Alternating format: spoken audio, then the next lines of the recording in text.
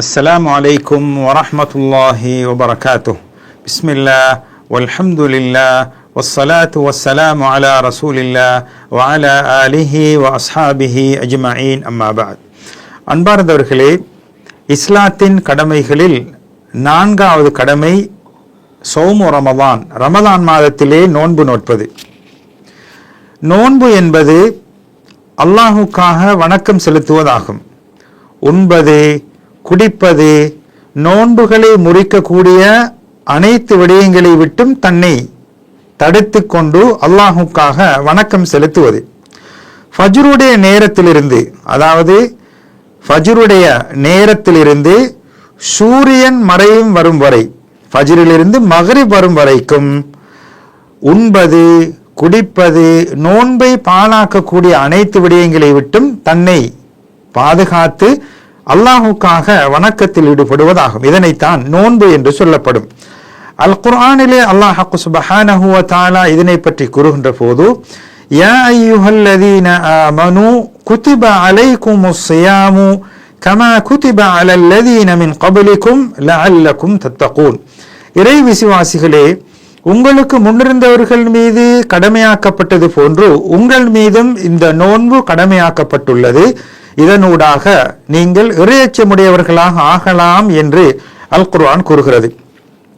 இந்த ரமலான் மாத நோன்புடைய சிறப்புகளை பற்றி நபி அவர்கள் கூறும்போது அல்லாஹ்வின் தூதர் முஹம்மது ஸல்லல்லாஹு அலைஹி வஸல்லம் அவர்கள் கூறுகிறார்கள், ரமலான் மாதம் வந்துவிட்டதென்றால் சுவர்க்கத்து வாயில்கள் எல்லாம் திறக்கப்படும், நரக வாயில்கள் எல்லாம் மூடப்படும், ஷைத்தான்கள் விலங்கிடப்படுவார்கள் என்று சிறப்பித்து கூறியிருக்கிறார்கள்.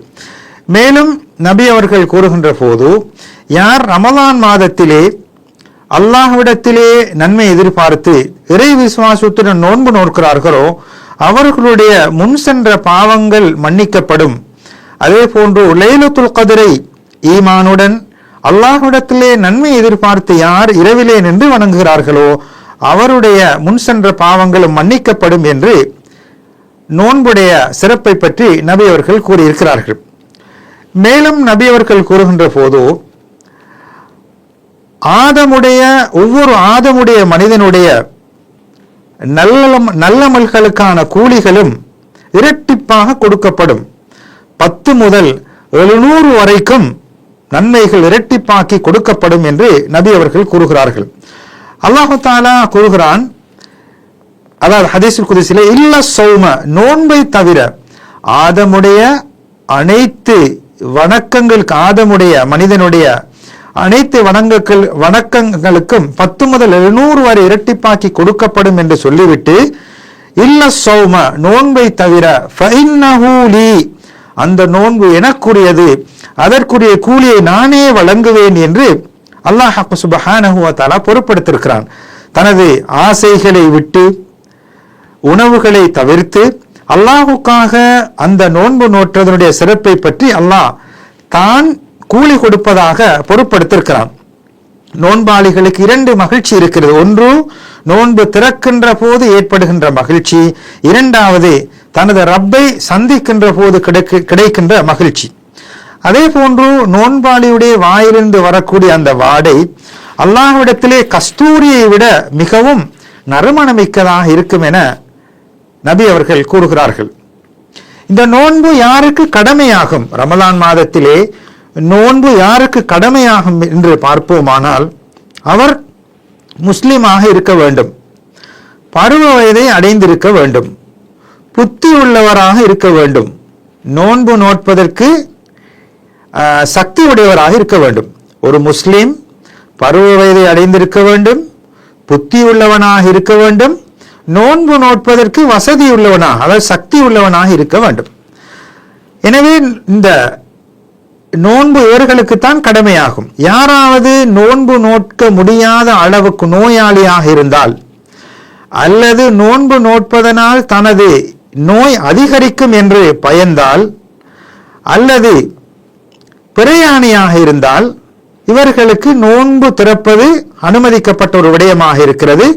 எப்போது அந்த நோய் நீங்கி விடுமோ, எப்போது பயணம் முடிந்து விடுமோ அதற்கு பின்னால் அந்த நோன்பை அவர்கள் கலா செய்ய வேண்டும்.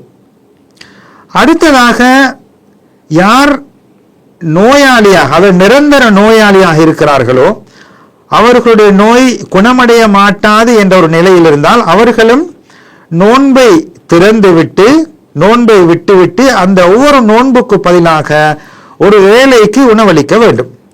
அதே போன்றுதான் வயது முதிர்வின் காரணமாக, அதாவது தள்ளாத வயதை அடைந்தவர்கள், நோன்பு நோட்பதற்கு முடியாதவர்களும் அவர்களும் நோன்பை விடுவதற்கு அனுமதி இருக்கிறது. அவர்களும் ஒரு நோன்புக்கு பதிலாக ஒரு ஏழைக்கு உணவளிக்க வேண்டும். அடுத்ததாக மாதவிடாய் குழந்தை பெற்றெடுத்த தாய்மார்கள் நோன்பு நோட்பது ஹராமாகும்.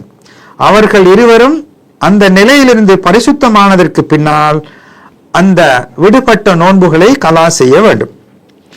நோன்பாளிகளுக்கு சுன்னத்தான விடயங்களாக பார்ப்போமானால், அந்த நோன்பாளி சஹர் செய்ய வேண்டும்.